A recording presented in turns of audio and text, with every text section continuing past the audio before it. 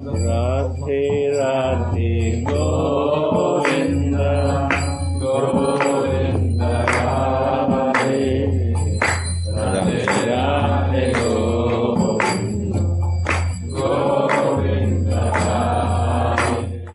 Dear devotees, we are going to read from Vilapa Kusumanjali verse 14 today, and thank you for the invitation to do that service for you.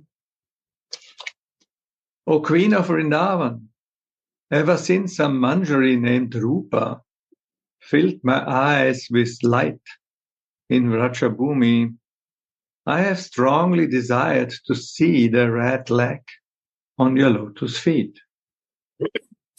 O Queen of Vrindavan, ever since a manjari named Rupa filled my eyes with light in Vrajabhumi, I have strongly desired to see the red leg on your lotus feet.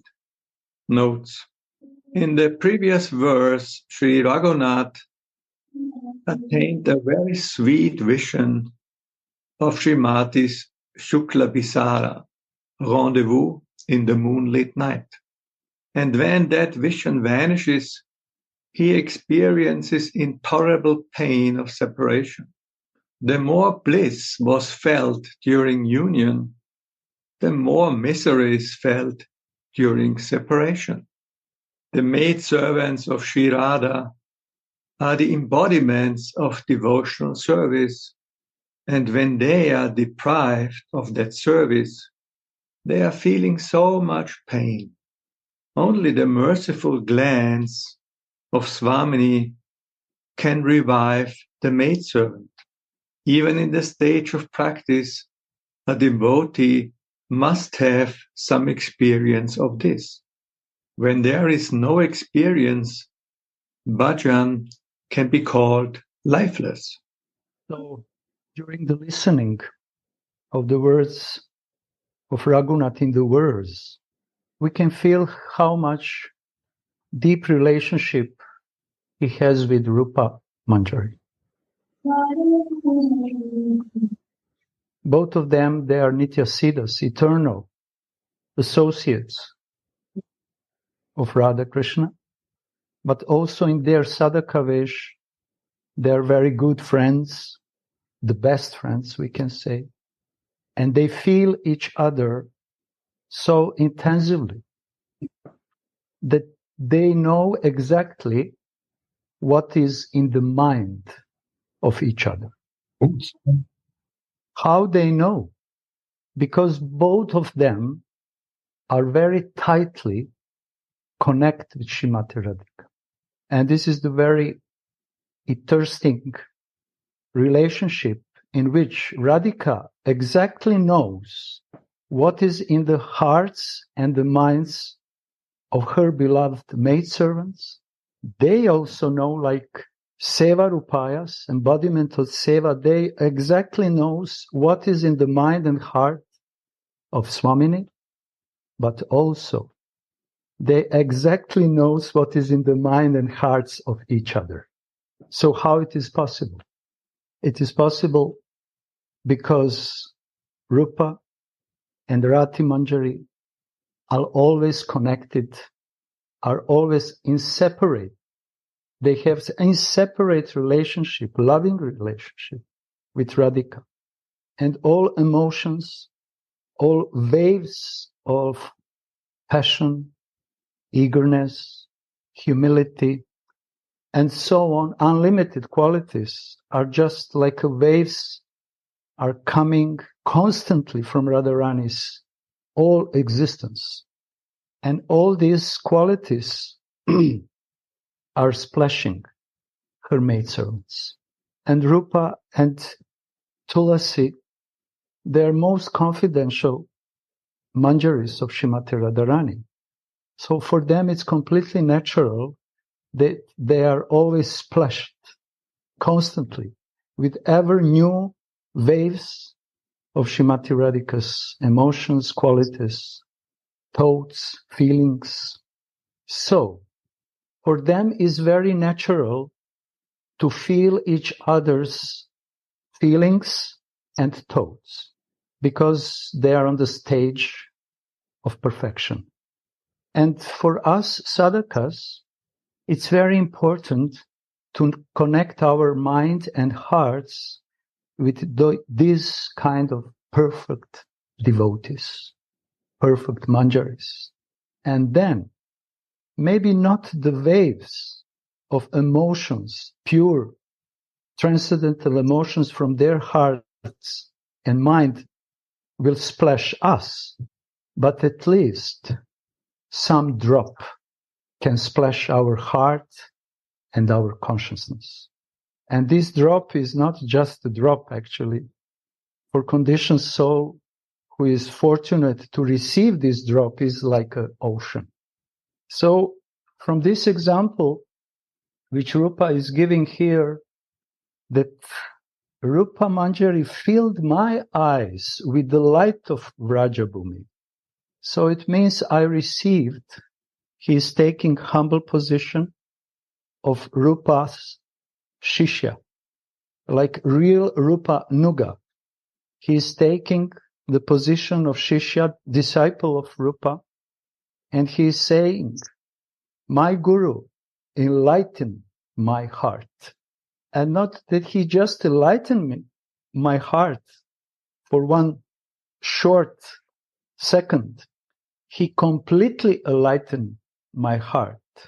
And I receive complete mercy by his sweet desire and his sweet compassion and love. And only because he gave me complete kripa in my heart appears great eagerness to see the red black on Radharani's lotus feet.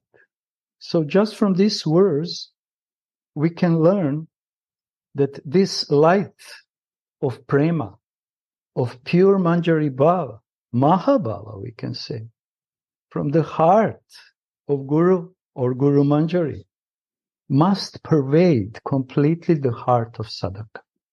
And then heart becomes bright, full of light, pure prema light.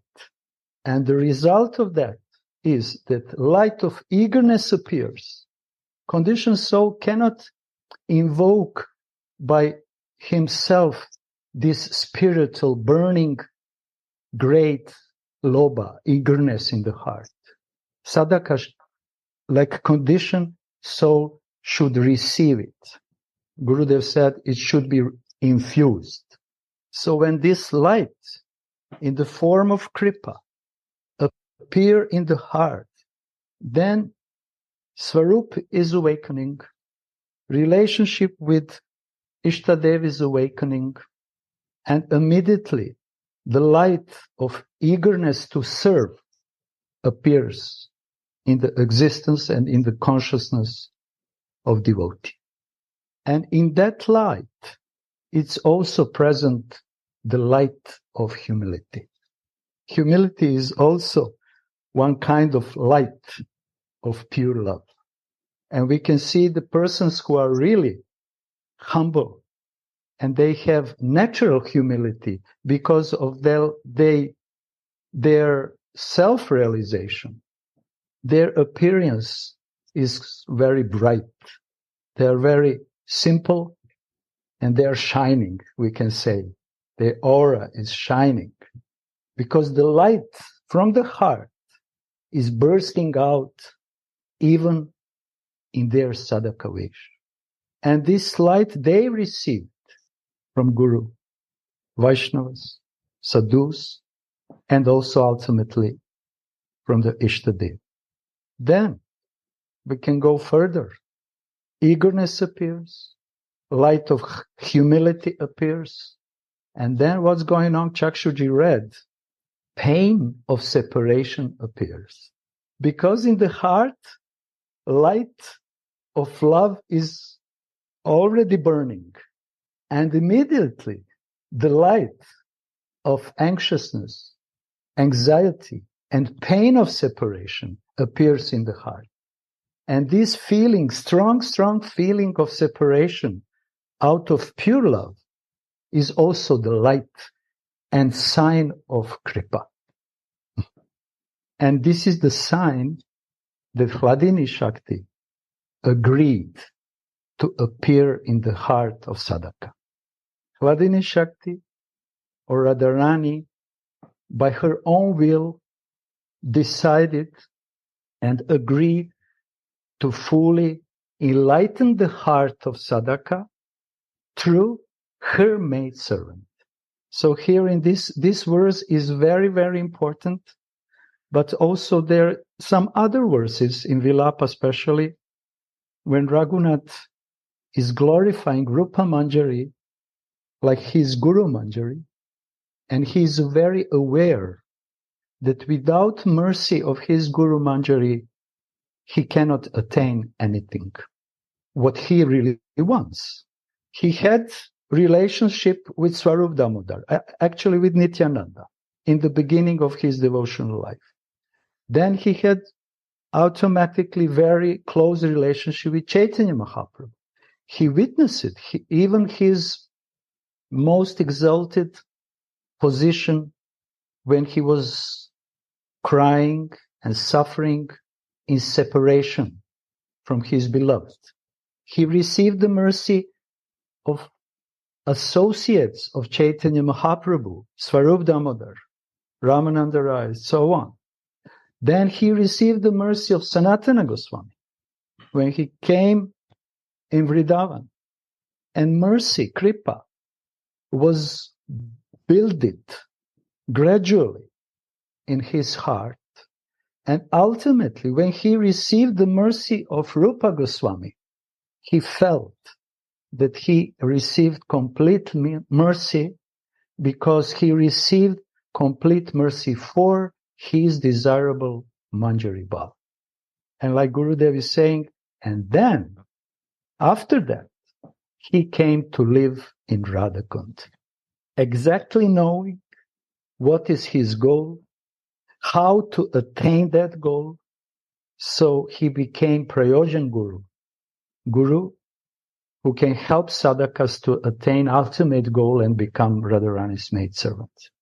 So this parampara of Raga, Rupa, Nuga devotees is crucial for spiritual advancement for anyone who wants to become Radharani's maidservant. And Raghunath here very clearly explains, when he filled my eyes with the light of Rajabuni, he removed all my ignorance completely. Chakshudano diloye. He removed from my eyes. It means not only from the eyes, he removed coverings of gunas, different spiritual conceptions. He removed all gross and subtle obstacles from my heart. And then my heart became a light. So this is the normal and natural position of Nitya Siddha. Someone who attained perfection, he didn't attain, he is already on the stage of perfection. But for us sadhakas, is very, very mandatory to try to follow with all our heart and mind, as much as we can, Rupa and Rupa Anugas devotees. Because this is the only way how our heart can be enlightened. And the more heart is enlightened, the more eagerness appears. The more heart is enlightened, more eagerness appears and more humility appears. Then more separation appears.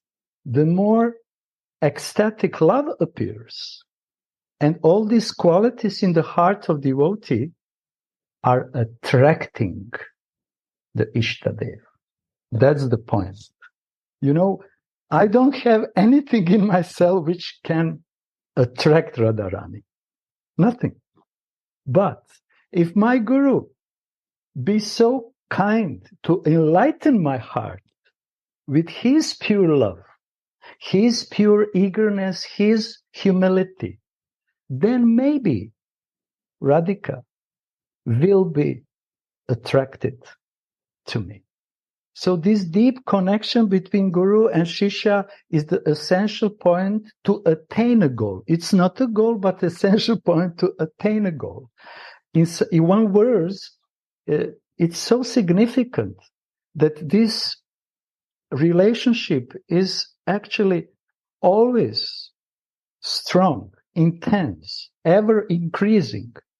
That Raghunath, in one moment, he is saying, I don't want to relish the sweetness of devotional service if I'm not close with Rupa, if I'm not sharing this service without Rupa.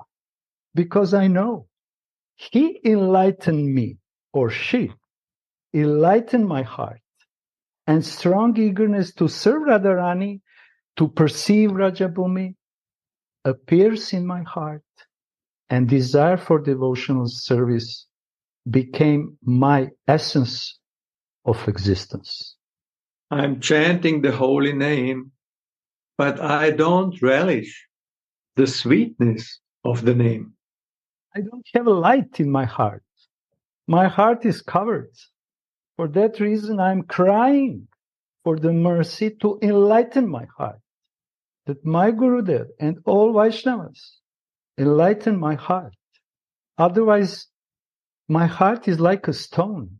Actually, I don't have even a heart. You can melt the stone, it's not problem. Just strong heat can melt even the stone, but I don't have a heart. What to do now? I need to be infused with this Vishuddha light, transcendental, pure goodness in the form of Manjari Bhav. I am performing all items of devotion, like hearing, chanting, and deity worship, just like a machine. Machine doesn't have a heart.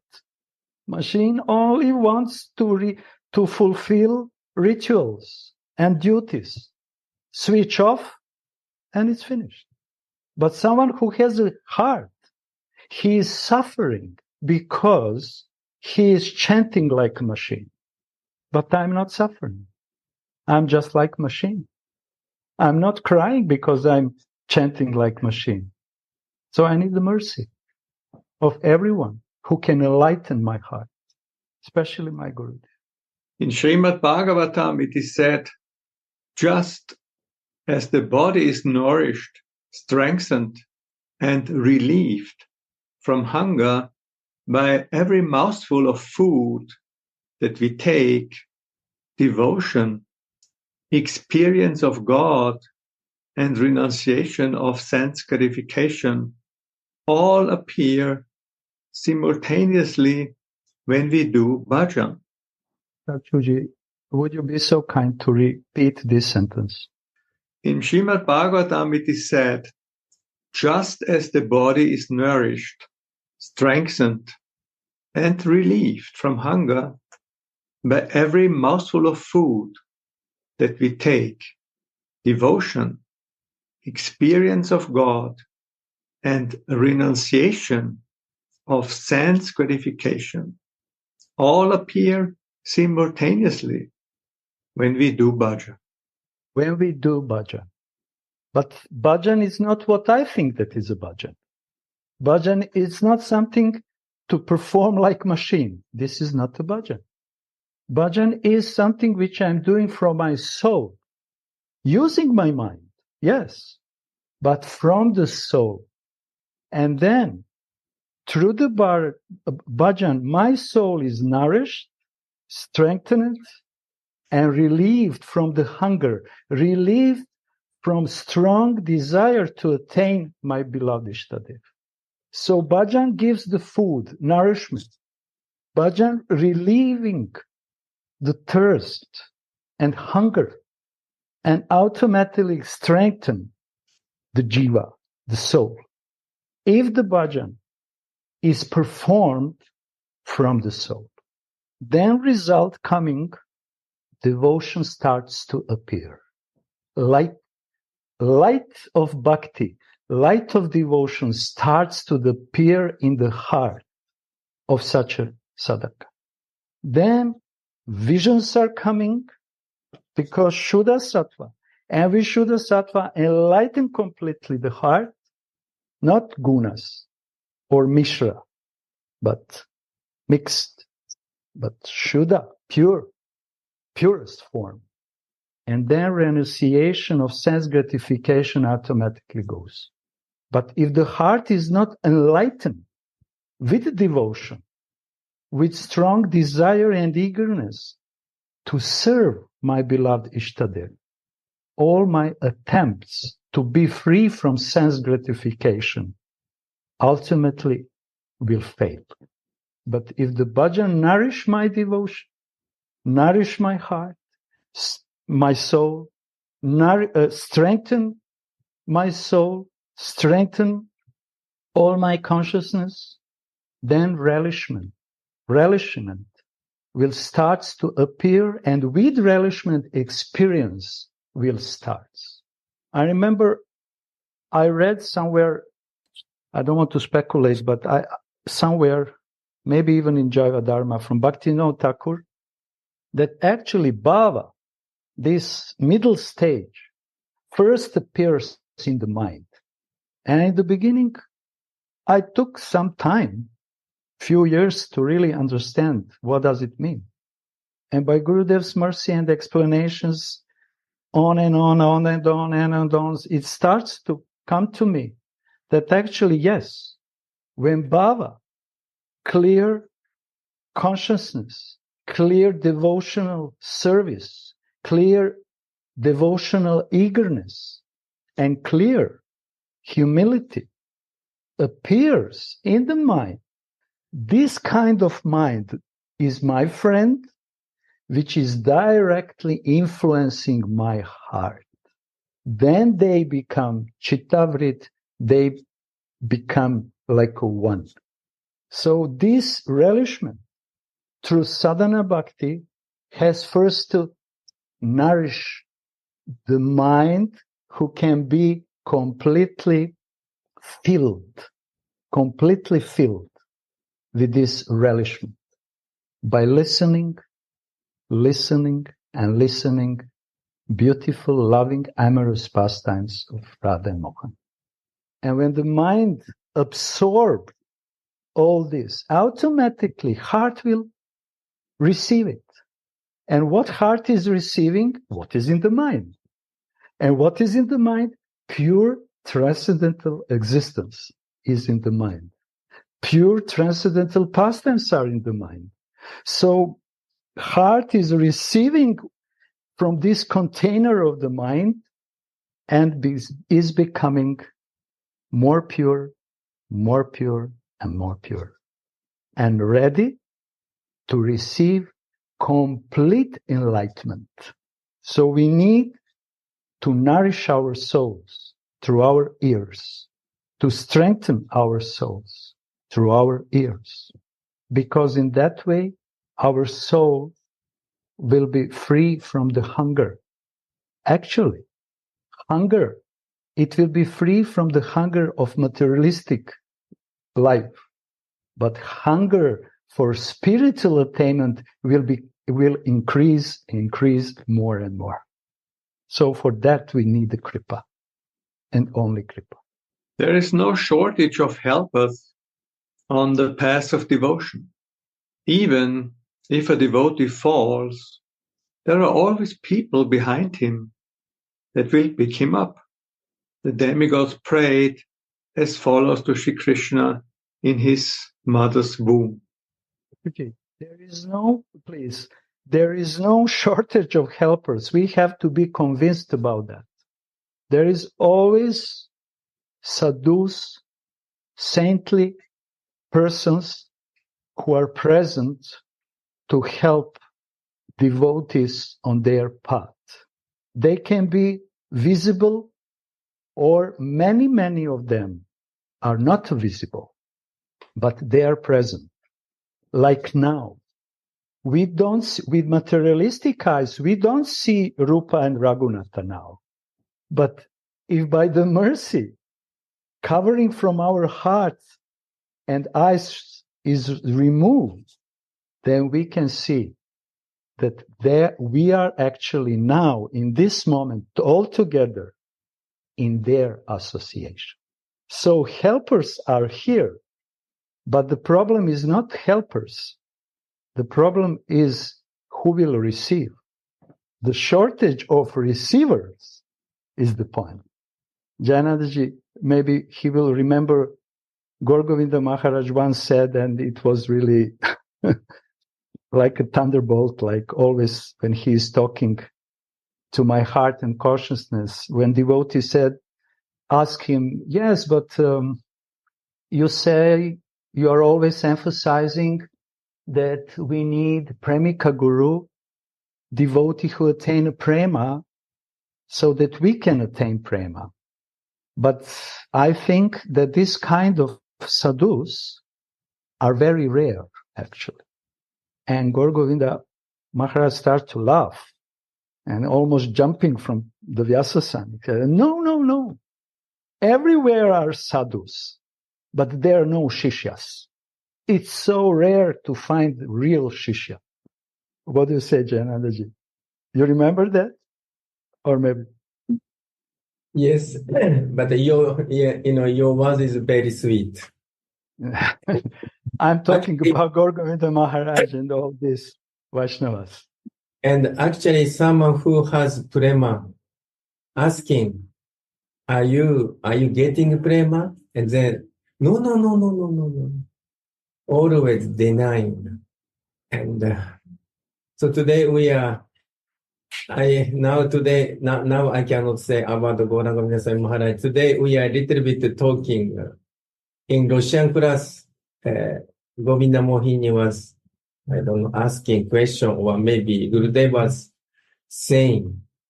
And so Gurudev was, Narayan Maharaj was there. Gurudev was, I don't know how many kilo, 2,000 kilo. He just, for 1,500, or I don't know, maybe 2,000 kilo. He just by car and driving. Kilometers. Kilometer. So, and Gurudev was so much eager to meet Narayan Maharaj. And then Narayan Maharaj was bless him. And at that time, Narayan Maharaj said to Sadhu Maharaj, what he said? Yeah, he said, please speak something about your realizations on Bhakti. Mm-hmm. Maybe you can say. Yes, yesterday was the appearance day of Gurudev Narayan Maharaj. So, yeah, and Gurudev said that wherever he went, he wanted to be with him. He always was looking for association with the Rasika Vaishnavas. So he was coming also in Miami, and he was coming in Netherlands, driving 2,000-3,000 kilometers by car. And he also said he even paid the fuel for it. Yeah. That was very sweet. And then, but the point was that he was asked, a lot of times he was asked by Srila Narayan Maharaj, can you please share, can you please speak? But he said, no, Gurudev, I'm not coming to speak. I have nothing to say. I just came to listen to you. So that was his attitude. And Gurudev shared with us that should be also our attitude. That because you were talking about the Shishya, and Gaur Govinda Maharaj said that nowadays it's not so easy to find the good disciples or Shishyas, listeners. So Gurudev was giving this example to us that a good disciple never wants to talk, he wants to listen. And then I said to Gurudev, yeah, Gurudev, that's why we are talking all the time and you are listening. We are super fools, aren't we? We are super fools in front of you, and we think we are so good, huh? And we were making us so, You make us so foolish. You make us look foolish now. No, said Claudia. This is sharing. When they speak in front of Narayan Maharaj, he said this was all about philosophy and presenting very special philosophical points of the different kinds of aparadas and the different kinds of scriptures. And Gurudev said, I can never speak on this. I have no capacity. But what we are doing, he said, we are sharing. This is sharing. Yes. And also Narayan Maharaj blessed him. Whoever see you getting prema, or whoever associate with you getting prema. This kind of blessing Gurudevs get from Srila Narayan Maharaj. And so in that sense, we are very fortunate. We could see Gurudev, we could associate with Gurudev, and we hope we may getting something. But this association is so important. And this association, actually, in this association, Radhika's mercy comes through. And someone who has Baba or Prema, if we could associate with him, then also we are slowly getting infused by that, his association. Slowly, we could feeling, so much feeling. And Gurudev was today saying, Gurudev saying, we are sharing. Someone who is only listening, but without sharing, we cannot realize. So Gurudev was encourage us to share something. And, but we could learn from our Gurudev and from Gaura Govinda Swami Maharaj. And Gaura Govinda Swami Maharaj, I recognize he was so humble. If I remember, if I go in front of him, then I feel kind of ashamed. I'm so much full of ego. And just reflecting his pure heart. And just meeting with him, then purification starts. And I may have many questions, but if I go in front of him, all the question is gone. I don't have nothing to ask. That is a pure devotee. Sometimes Gurudev also saying, when Gurudev went to see Radha Govinda Maharaj, our Parama Gurudev, then at that time, just sitting together with him, then all questioning, all doubt, all anxiety is gone. Mm-hmm. That is symptom of pure devotee, like our Parama Gurudev, like our Gurudev. Radhe Radhe. Thank you, Suniti-ji. Thank you, Jananda-ji. So we were just glorifying devotees, Premika devotees who already have a light in their hearts. They receive that light from their Guru and all Guru Parampara. So they are shining to all conditioned souls. And like Jananda-ji said, even when we think about them, some rays of that light is coming in our life. What to speak if we are in front of them? So we need that light to be really enlightened. Then all conditioned nature will be removed. They are our only real good friends, the best friends. Rupa filled the eyes of Raghunath with the light of Rajabhumi.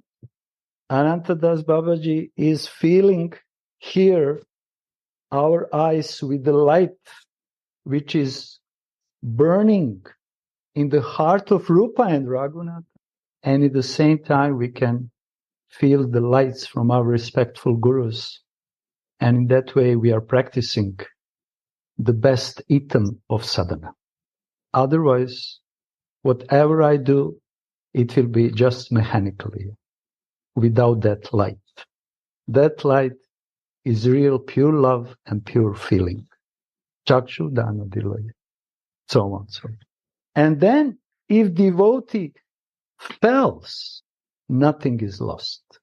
He can make one mistake, 2 mistakes, 100 mistakes, but he is not lost. And this is very hopeful for each devotee. And Chakshuji will please read now, because this is so encouraging what Baba is giving here. O Madhava, the devotee can never fall from the path of sadhana, like the dry scholars and proud and offensive persons, because they are bound by love for you, O Lord. You are always protecting them, so they fearlessly step over the heads of all different obstacles and become blessed by attaining the service of your lotus feet. Chakshuji, just 1 second, because here it's very nicely said, devotee can never fall. It's not said karmi will never fall. It's not said jnani will never. Yogi. It said devotee. Devotee is the person who fixed his sambandha, his relationship with his beloved Ishtadev. He exactly knows what he wants to attain. And he is trying to nourish through bhajan, through association, through chanting, through listening, and so on and so on. He wants to nourish and cherish his desire. This devotee, even if he makes some mistake, will never fall from the path of sadhana, because he is bound by love. On the stage of ruchi, love is present. Without love, how ruchi, taste will appear? It's not possible. But this little love is nourishing the ruchi, the taste. And more is bounding devotee's heart for his beloved Ishtadev. So a person has to become devotee, and devotee is one who is bounded by love to his Ishtadev. Maybe not the highest stage of love, but at least love which is giving him a taste so that he can relish just a little bit. And this is very encouraging for sadhakas who already have their ups and downs. This is normal in life of sadhaka, but he has protection. Maybe Uddhavaji will know where it is said, but in Bhagavad Gita somewhere, Krishna is promising, I will give you whatever you need and I will protect you whatever you have. But it doesn't mean on material things. I will protect all your spiritual treasure. All your sukritis I will protect. And I will give you buddhi yogam, spiritual intelligence, emotional spiritual intelligence. So I will give you this, what you need, and I will protect all your sukritis which you collected in your heart so that you can continue. And if Krishna is saying this, then what to say about Radharani? They will step over the heads of all obstacles. Means that although certainly great obstacles may cross the path of a progressive devotee, the devotee will simply step over them just as one steps on the stairs of a staircase, and thus ascends to Sri Vaikuntha. the blissful abode of God. This is Bhaktavira. You remember? Somewhere is written, Bhaktavira is a devotee who's a hero. And who is the hero? Who is overcoming great obstacles which can cross his path. Because Baba is saying he is progressive devotee. He didn't attain perfection, but he is a hero because he is going step by step, step by step with full confidence and following the footsteps of Mahajans. Although the great obstacles always, constantly, in the waves appears in his life, but he is not quitting. He is continuing. And this is Bhaktavira, heroic person. Because sadhus, they know that this is not easy.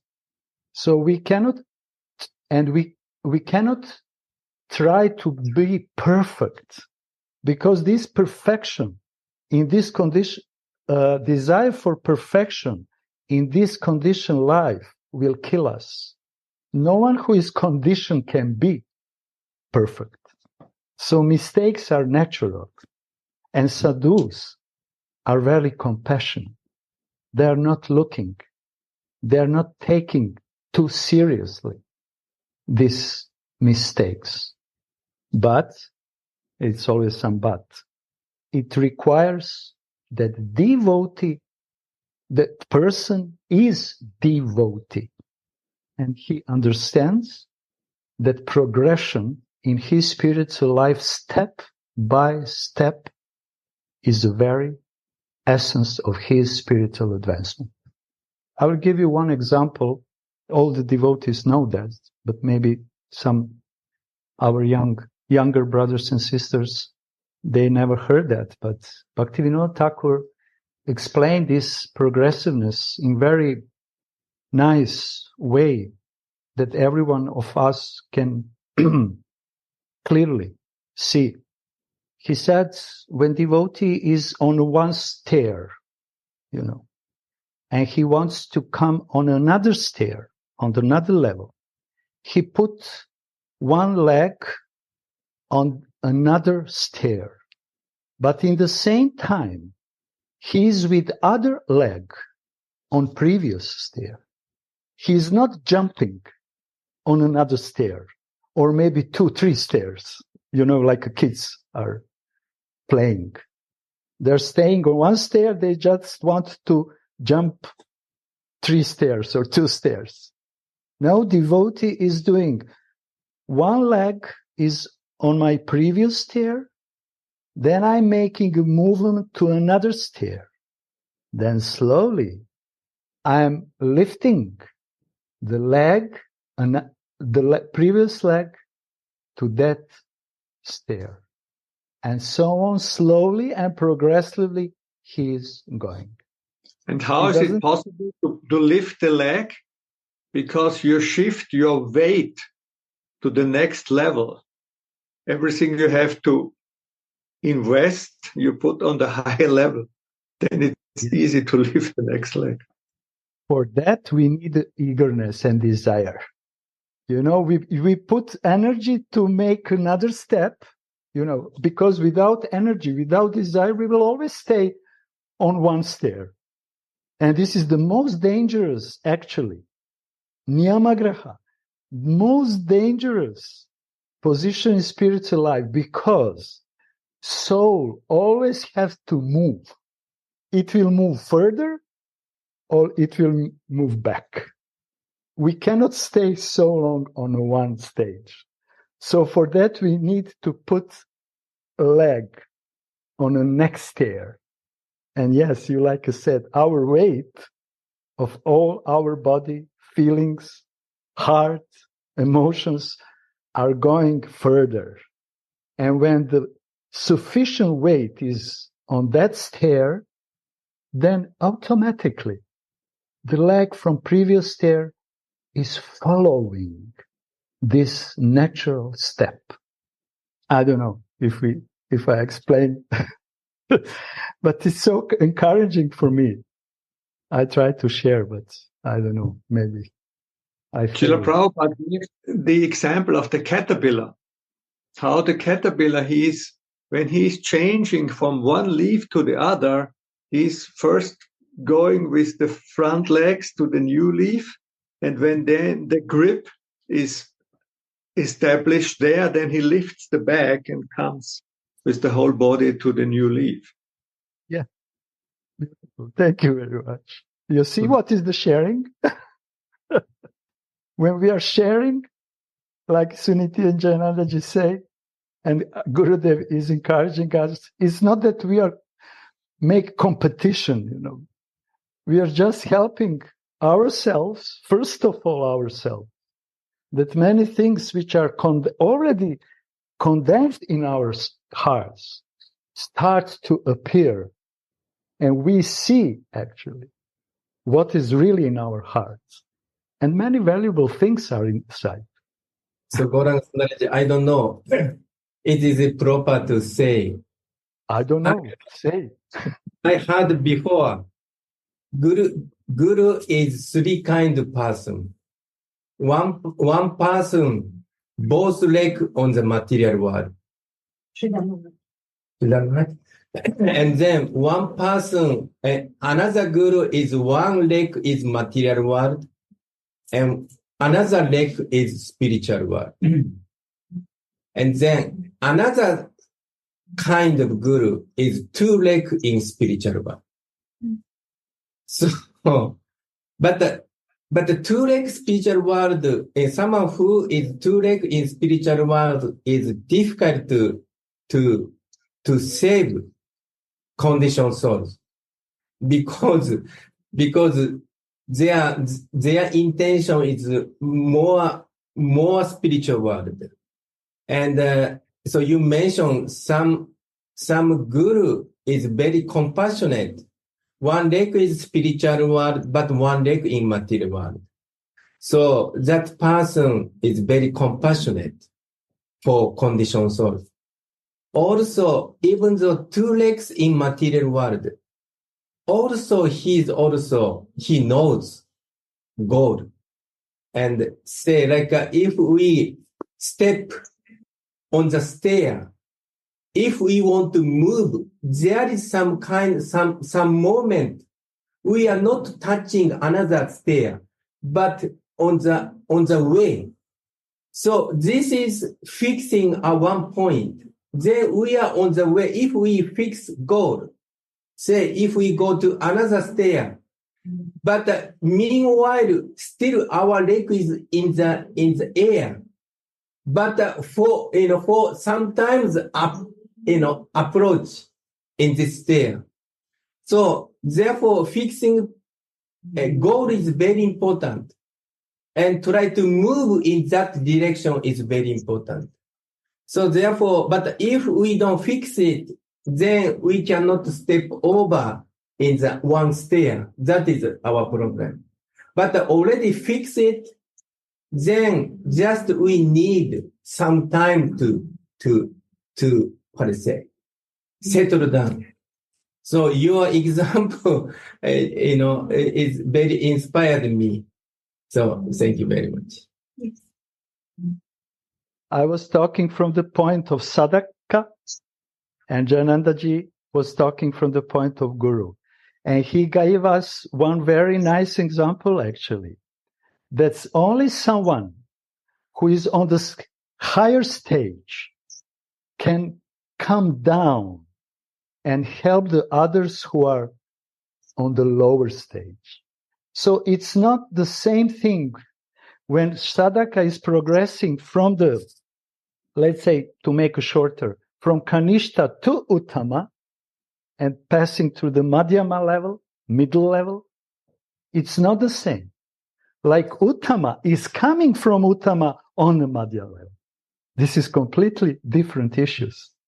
Because uttama already has compassion, has his realizations. And what he is doing, he is giving the hand to sadhaka, who is trying to make a step, another step.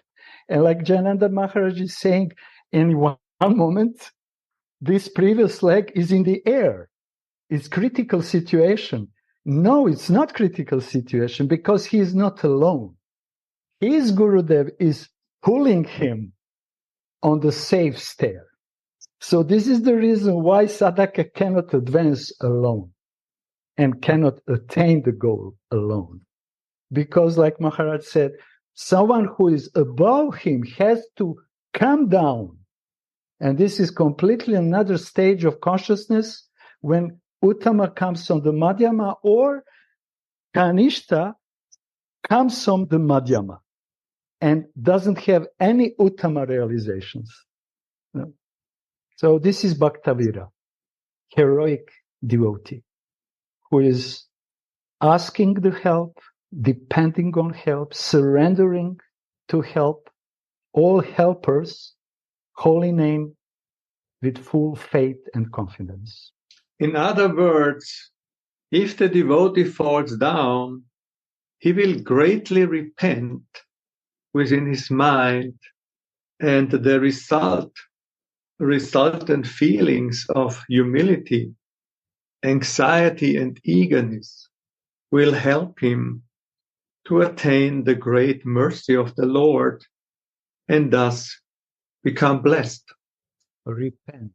Someone who really wants to attain a goal, but he is aware about his inabilities. He is aware that many times he is the victim of his unqualifications. He makes mistakes after mistakes, but he really deep in the heart has a genuine desire to attain the goal. For him is natural to always repent and repent and repent. And this repentance is actually Cheto Darpanamarjana. This is what purifies most effectively the heart. I'm trying to attain my Radharani, but I'm so foolish and useless. Again, I fell down. What a fool I am. This repentance helps devotee to nourish his soul and to show Ishtadev that he is really serious. Because if we don't repent, it means that the goal is still not clear and fixed.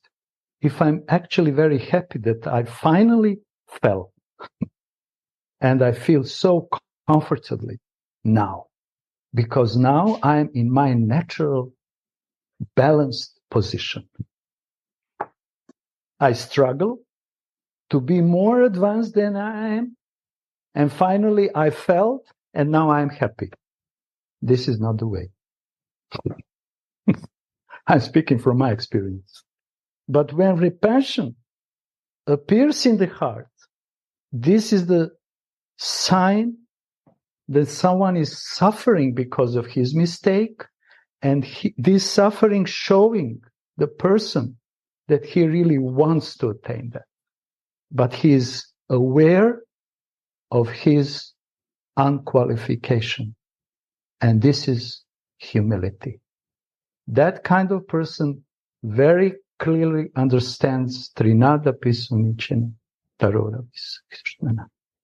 Experience in the bhajan of Radha Dasya is inevitable. It is as if the maidservant hears Swamini calling her. It is as if the voice of Swamini, whose heart is most soft out of compassion, is anointed with the nectar of love when she calls her maidservant. This is not attainable through a small amount of fortune. When such transcendental vision, spurtis, become very vivid, it is as if it is all really happening. And when the vision vanishes, the devotee laments in a heart-rending way, becoming totally overwhelmed. In this way, an unbroken stream of relish goes on. during the visions and as well as after the disappearance of those visions. So, Radha, from this commentary of Anantadas Babaji, we can see how relationship between Radharani and her maidservants are tightly bound. Radhika has deep feeling of possessiveness towards her manjaris. They have intense feeling of possessiveness. I am yours and you are mine. But Radhika, she also has this strong possessiveness towards manjaris. I am yours, but you are mine. And because of this strong possessiveness, she is calling them my Rupa, my Tulasi, my Ananga, my this and this and this. I know what is in your heart. I know what is in your mind. I know which kind of service you want to perform for me, because we are one in the heart. So this is the position of Radharani's maid servants. And Baba is saying, and this is not attainable through small amount of fortune, small amount of sukriti. And these sukritis are actually essential for spiritual life of sadhaka. The more sukritis of Manjari Bhav, devotee condensed in his heart, the more advancement is going on in his life. So all sadhana which we are performing, especially in the association of sadhus, is meant to collect more and more and more sukritis. When they are condensed and thick in the heart, then they will start to give the flowers, to bloom in the form of spurtis and in the form of vispurtis. Because attachment will appear, first rays of pure prema will appear, and spurtis and vispurtis will automatically start to appear in this kind of enlightened heart. So all sadhana, what sadhakas are doing through their hearing, through their smarana, kata, pata, whatever is doing, is actually to collect sufficient sukritis. Prabhupada explained it's like a bank account, You open account, but you don't have anything to put in an account. You don't have any money to put, even 1 penny, $1. So you try humbly and eagerly to increase your account by working, by begging, by stealing, just to increase this account in the bank. Same thing, very similar thing, is with the spiritual account. We are collecting sukritis. This is the value which is required. Why I cannot progress fastly? This materialistic conception, I want to become fast, because I don't have enough spiritual account. Sukritis, in other words. And someone comes and he hears Radhe Radhe Vrindavan, and he starts just to be intoxicated with the love, because he has sukritis. He already has quite a lot of fortune on his spiritual account. So Baba is saying here, this is not attainable through a small amount of fortune. Oh, Gurudev, when will you give me? When will you give me? When will you give me? Give me, give me, give me, give me, give me, give me. This is the sign of, it's not the sign of eagerness. This is the sign of Rajogun. And why it's going on like this? Because there is no sukritis. I don't know how to say and how to approach with eagerness, which is genuine. and ask, please, when will you give me? But if you don't want to give me, it's all right. You know the moment. You know the lifetime in which you will give me. And someone who has sufficient Sukritis, he's just exposing himself in front of Gurudev and humbly, with full trust, without fear, is waiting that moment. Because Guru is reading his heart and they are talking heart to heart, not by tongue. Give me, when. No, doesn't work like that. Like Janadaji said, when I was in front of Gaur-Govinda Maharaja, I forgot all questions. I don't need to ask any questions because he surrendered his heart to the Premika devotee. He exposed his heart to the heart of Premika devotee. Maybe we can learn the same thing from him. I will try at least. The relish of the aspirant's sadhana is also not small, but an offender like me is deprived of this relish. I'm chanting because I have a certain quota, but I don't taste the nectar of the holy name. Why should my bhajan be finished after I have completed my quota? The quota should be dependent on the relish. That is desirable. The devotee should have a natural love for his bhajan, just as a materialist has a natural love for his wife, children, and money. The heart should be filled with eagerness. He should wander around crying out, "Where are you, Radharani?" The Taraka Brahma Nam, the transcendental Savior holy name, Hare Krishna, is in the 8th vocative case. The Lord should be called wholeheartedly by chanting these names, just as a mother is called for by a lost child, or a husband is called for by his chaste and loving wife when he is abroad. I am your maidservant, but I have never seen you. Where are you? In which kunja or behind which tree are you hiding? Please show yourself to me once. Save my life by revealing yourself. Look, I'm trying. Please cast a merciful glance on me.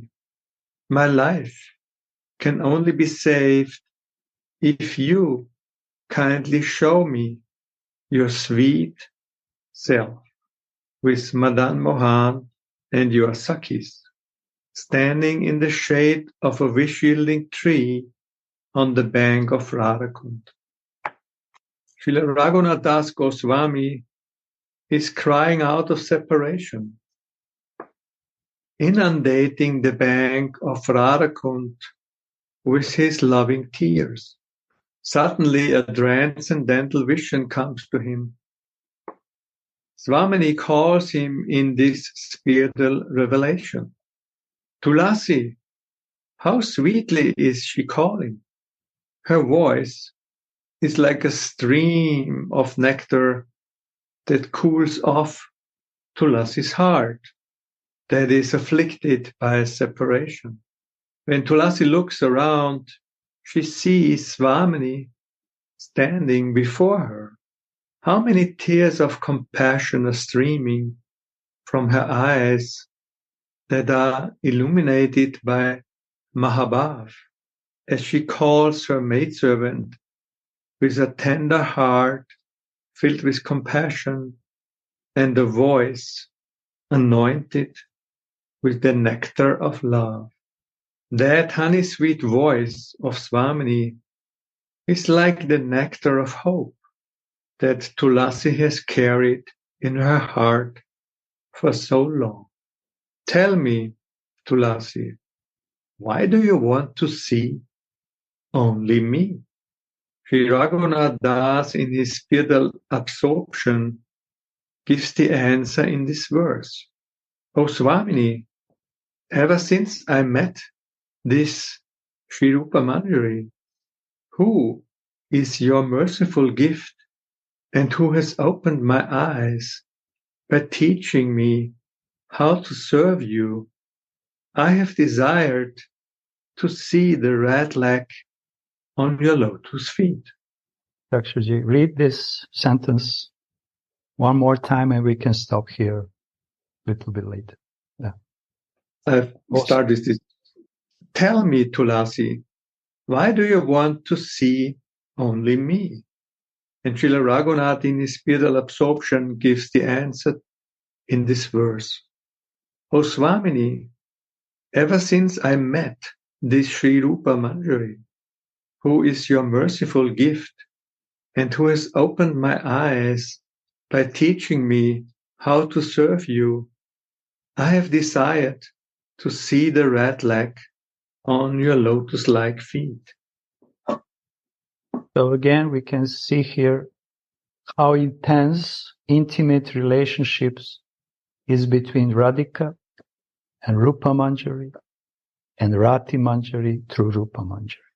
These three girls are actually deeply tied and connected with love to each other. And Raghunath is very aware that by the meeting of Rupa, Radhika sent him merciful gift to meet Radharani's maidservant is actually Radha Kripa, causeless, unconditional gift, mercy for the soul. And by deep connection with this gift of Radharani in the form of Guru Manjari, sadhaka slowly and progressively is learning how to serve. And then through this process of learning, his desire is increasing. So we can see here from this simple example, which Baba make very simple, how important is to have proper connection and intimate relationship in the same mellow with the Gurudev. And this is the perfect example. And we sadhakas has to follow that example, that one day we attain that perfection. Because the light in the heart is coming, in Shishya's heart, is coming from the Guru's heart, from his enlightened heart. Like you put one burning twig to another dry, and it immediately starts to burn. Then these two twigs come close to a third dry twig, and it starts to burn. And so on and so on. And this is the Guru Parampara of light, which is originally is coming from Radharani's heart, but is transformed through the hearts of her maidservants. It's 1:40. I will stop. We can stop reading if someone wants to share and will add more. It's all right. It's very nice. But it's bad. I feel that it's now.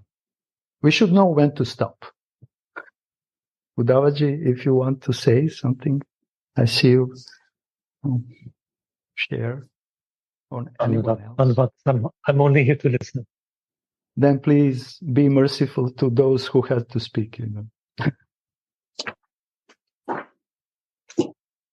Okay, thank you very much, Chakshuji, for your very nice, like always, reading. Reading is so important because in reading, we can feel the rasa. If someone is just reading, empty words are coming. But if someone is reading in a very artful, rasic way, then immediately hearts are starting to melt. So reading is pata, And our Vaishnava traditions, Gaudiya Vaishnava tradition, practice very much the readings in the circles, especially ladies. Especially ladies, they came together, and no one is expecting from ladies to give lectures 1 hour, 2 hours, 3 hours. But ladies are sharing. Girls are sharing. They're not lecturing, but they are reading with feelings. So in that way, the relishment of the pure words of Rasik devotees are enlightening the hearts of listeners. Thank you, Judge. Thank you. Suniti ji, so nice For your mercy. to see you in Vrindavan. Thank you. Jayananda ji and all Thank you. devotees. Radhe Radhe. Please embrace our Gurudev in our name and pray for us to come soon. Radhe Radhe. Radhe Radhe Go.